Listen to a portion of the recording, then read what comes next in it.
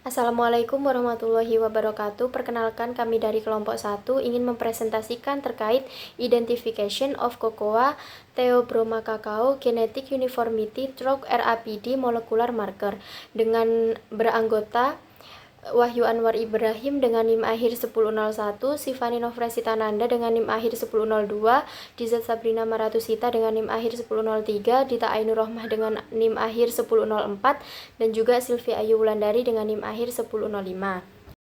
Untuk slide yang pertama akan dijelaskan oleh saya, yaitu slide pendahuluan, yang dimana Indonesia merupakan salah satu produsen kakao terbesar di dunia. Oleh karena itu, kebutuhan akan bibit kakao unggul yang berkualitas sangat penting untuk mendukung produktivitas pada perkebunan. Nah, salah satu metode yang digunakan untuk menghasilkan bibit kakao adalah embryogenesis somatik atau yang disebut juga SE. Teknik ini merupakan metode kultur jaringan yang mampu menghasilkan bibit dalam jumlah banyak dengan waktu yang relatif lebih cepat. Dari bibit hasil embryogenesis tersebut diharapkan memiliki karakter yang sama dengan tanaman induknya. Dengan keseragaman genetik sangat penting karena berpengaruh terhadap pertumbuhan, produktivitas, dan juga kualitas tanaman kakao yang dihasilkan.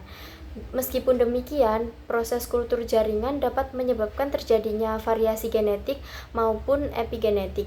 Dengan variasi tersebut dapat mengakibatkan munculnya perbedaan karakter antara bibit dengan tanaman induk. Dan untuk mengetahui adanya perbedaan tersebut atau kesamaan genetik tersebut dapat digunakan penanda molekuler yang dinamakan RAPD. Metode ini mampu mendeteksi keragaman genetik secara cepat dan efektif melalui pola pita DNA yang dihasilkan. Dengan berdasarkan latar belakang tersebut, penelitian ini dilakukan untuk menganalisis keseragaman genetik bibit kakao hasil embryogenesis somatik dibandingkan dengan tanaman induknya dengan menggunakan primer RAPD GY169 dan juga GY1007. Nah, selanjutnya ada tujuan dari penelitian ini, yaitu untuk menentukan keseragaman genetik antara bibit kakao hasil embryogenesis somatik atau yang disebut juga SE dan juga tanaman induk kakao melalui penanda molekuler RAPD dengan beberapa seleksi primer. Untuk slide selanjutnya akan dijelaskan oleh rekan saya. Baik, selanjutnya yaitu metode penelitian yang dimana penelitian ini dilakukan pada November 2022 hingga Juni 2023. Nah, penelitian ini dilakukan di Laboratorium Bioteknologi Universitas Jember, lalu ada Laboratorium Biosains Politeknik Negeri Jember, serta Laboratorium Bioteknologi Puslit Kakao Jember.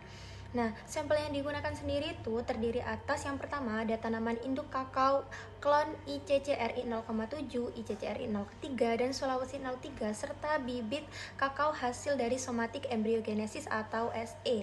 Nah, selanjutnya ada daun muda atau flush yang dimana digunakan sebagai sumber DNA karena memiliki kualitas DNA yang baik untuk analisis molekuler. Nah, untuk tahapan penelitiannya sendiri itu diawali dengan penentuan sampel dan pengambilan daun muda. Lalu selanjutnya dilakukan pengamatan morfologi daun untuk melihat karakter fenotip masing-masing klon. Setelah itu dilakukan isolasi DNA dan uji kualitas DNA untuk memastikan DNA yang diperoleh itu memenuhi syarat analisis. Lalu DNA kemudian itu diamplifikasi menggunakan metode PCR RAPD dengan primer GY169 dan GY107. Nah, kemudian hasil amplifikasi itu dianalisis menggunakan elektroforesis untuk memisahkan fragmen DNA yang kemudian pita DNA yang terbentuk divisualisasi dan didokumentasi. Nah, data yang diperoleh selanjutnya digunakan program NTSIS untuk menentukan tingkat keberagaman genetik dari sampel kakao yang diteliti. Seperti itu.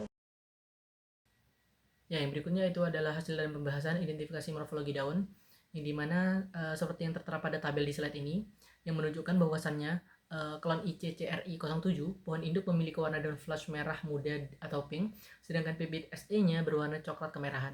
Kemudian pada klon ICCRI03, pohon induk berwarna coklat kemerahan namun bibit SE-nya berwarna hijau kecoklatan muda. Sementara pada klon Sulawesi 03, pohon induk ini berwarna merah tua, sedangkan bibit SE-nya berwarna hijau pucat dengan sedikit kemerahan. Jadi, meskipun terdapat perbedaan warna flush daun yang cukup mencolok, secara bentuk, daun antara pohon induk dan bibit SE menunjukkan kesamaan, yaitu berbentuk bulat memanjang dengan ujung dan pangkal yang meruncing, tulang daun menyirip, serta tepi daun yang bergelombang. Jadi perbedaan warna flush ini kami duga itu lebih berkaitan dengan variasi epigenetik, bukan disebabkan oleh perubahan pada sekuensi DNA. Variasi epigenetik ini itu bisa muncul akibat proses kultur jaringan yang dilalui selama embriogenesis somatik, yang dapat mempengaruhi ekspresi gen tanpa mengubah susunan DNA itu sendiri. Jadi karena perbedaan morfologi ini itu tidak bisa langsung menyimpulkan bahwasannya ada perbedaan genetik. Maka diperlukan analisis molekuler yang lebih lanjut untuk menggunakan marka RAPD itu untuk memastikan apakah bibit SE ini benar-benar seragam secara genetik dengan pohon induknya, seperti itu. Ya baik, selanjutnya di sini ada hasil pembahasan selanjutnya terkait dari hasil amplifikasi dari PCR. Nah, jadi di sini menggunakan dua primer yaitu GY109 dengan GY107. Di mana di sini menunjukkan bahwasannya adanya pita DNA dengan jumlah dan ukuran yang berbeda-beda pada setiap sampelnya. Dan sampel yang digunakan di sini ada dua, yaitu ada sampel induk atau sampel mother dan juga ada sampel bibit atau seedling. Nah, pita DNA di sini yang muncul pada elektroforesis itu menunjukkan bahwasanya fragmen DNA yang berhasil fragmen DNA yang ada itu berhasil diperbanyak selama proses PCR berlangsung.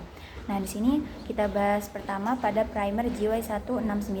Untuk primer GY169 ini ukuran pita DNA-nya itu dihasilkan berkisar antara 295 sampai 2785 base pair pada sampel induknya. Sedangkan pada sampel bibitnya itu sekitar 370 sampai 1690 base pair.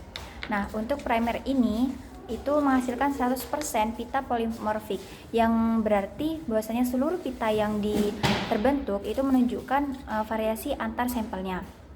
Nah, untuk jumlah pita yang relatif banyak dan beragam ini tuh menunjukkan bahwasanya primer dari GY169 di sini itu bisa mendeteksi adanya variasi genetik yang lebih pada tanaman kakao sendiri.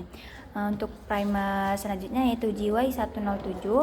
Di sini ukuran pita DNA-nya yang dapat itu berkisar antara 345 sampai 1678 base pair pada sampel induknya atau sampel mothernya. Sedangkan pada sampel bibitnya sendiri itu diperoleh 345 sampai 1330 base pair.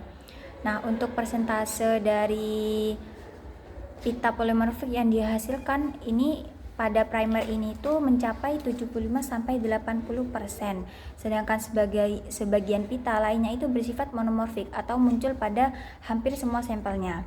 Nah, pola pita yang lebih seragam ini menunjukkan bahwasanya primer dari GY107 di sini itu cenderung mendeteksi adanya bagian genom yang lebih konservatif daripada primer sebelumnya yaitu GY169. Jadi intinya pada kedua primer yang digunakan itu berhasil mengamplifikasi DNA kakao dengan baik, seperti itu. Baik, di sini saya akan menjelaskan mengenai hasil analisis pita DNA dari amplifikasi PCR menggunakan dua primer yaitu GY169 dan GY107, di mana mendapatkan hasil yang cukup berbeda. Untuk primer GY169 menghasilkan 100% pita polimorfik pada semua sampel, di mana pita ini muncul berbeda antar individu, yang menunjukkan GY169 itu sensitif terhadap variasi genetik namun kurang tepat untuk analisis keseragaman. Yang kedua ada primer GY107 yang menghasilkan 75-80% pita polimorfik dan ditemukan pita monomorfik pada setiap sampel, di mana pita monomorfik ini ukurannya sama antara induk dan bibit SE, dan ini menandakan adanya segmen DNA yang stabil dan tidak berubah selama proses embriogenesis somatik. Dari 73 pita yang muncul, itu ada 67 pita polimorfik dan 6 pita monomorfik, dengan rata-rata persentase polimorfisme itu sebesar 89,16%. Dan meskipun polimorfisme itu dominan, keberadaan 6 pita monomorfik itu menjadi bukti bahwa secara genetik bibit ini tuh masih mirip dengan induknya. Dan perbedaan ini memungkinkan besar disebabkan oleh variasi epigenetik. Ya, kemudian yang berikutnya yaitu adalah hasil pembahasan dari dendrogram. Yang pertama itu adalah dendrogram A pada gambar ini yang merupakan hasil dari primer GY 169 yang terlihat bahwa sampel ini mengelompok dengan nilai koefisien kemiripan yang relatif rendah yang berkisar antara 0,55 sampai 0,69. Jadi pengelompokan antara pohon induk dan bibit SE ini tidak konsisten satu kelompok. Misalnya ICCRI 03 mother itu justru terpisah jauh dari ICCRI 03 seedling, yang dimana ini menunjukkan bahwa primer GY 169 ini menghasilkan tingkat keragaman genetik yang tinggi, sehingga lebih cocok digunakan untuk melihat variasi genetik antar klon, bukan untuk menilai keseragaman antara induk dan bibitnya. Sebaliknya pada dendrogram B yang merupakan hasil dari primer GY 107 itu nilai koefisiennya itu kemiripannya jauh lebih tinggi, berkisar antara 0,52 hingga 0,92. Yang lebih penting pada dendrogram ini itu terlihat pola pengelompokan yang konsisten antara pohon induk dan bibit SE-nya pada klon yang sama. Misalnya ICCRI 07 mother berpasangan langsung dengan ICCRI 07 seedling. Begitu juga Sulawesi 3 dan ICCRI 03. Pola pengelompokan berpasangan inilah yang menjadi bukti kuat bahwa primer GY 107 itu lebih sesuai untuk menganalisis keseragaman genetik antara pohon induk dan bibit hasil embriogenesis somatik, karena mampu menunjukkan kedekatan genetik yang tinggi antara induk dan keturunannya, seperti itu.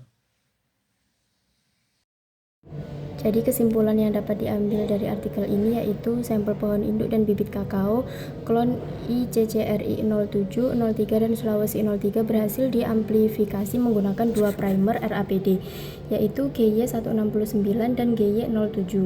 Primer GY169 menghasilkan fragmen poliformik lebih banyak dibandingkan primer GY107 dengan presentase pita poliformik sebesar 100% sehingga dapat digunakan untuk mempelajari variasi genetik pada kakao. Dalam mengevaluasi keseragaman genetik antara pohon induk dan juga bibit hasil embriogenesis somatik, primer GY107 menghasilkan pita monoformik lebih banyak dibandingkan primer GY169. Sekian presentasi dari kelompok 1, saya ucapkan terima kasih dan mohon maaf sebesar-besarnya atas kekurangan penjelasan yang telah kami sampaikan. Wassalamualaikum warahmatullahi wabarakatuh.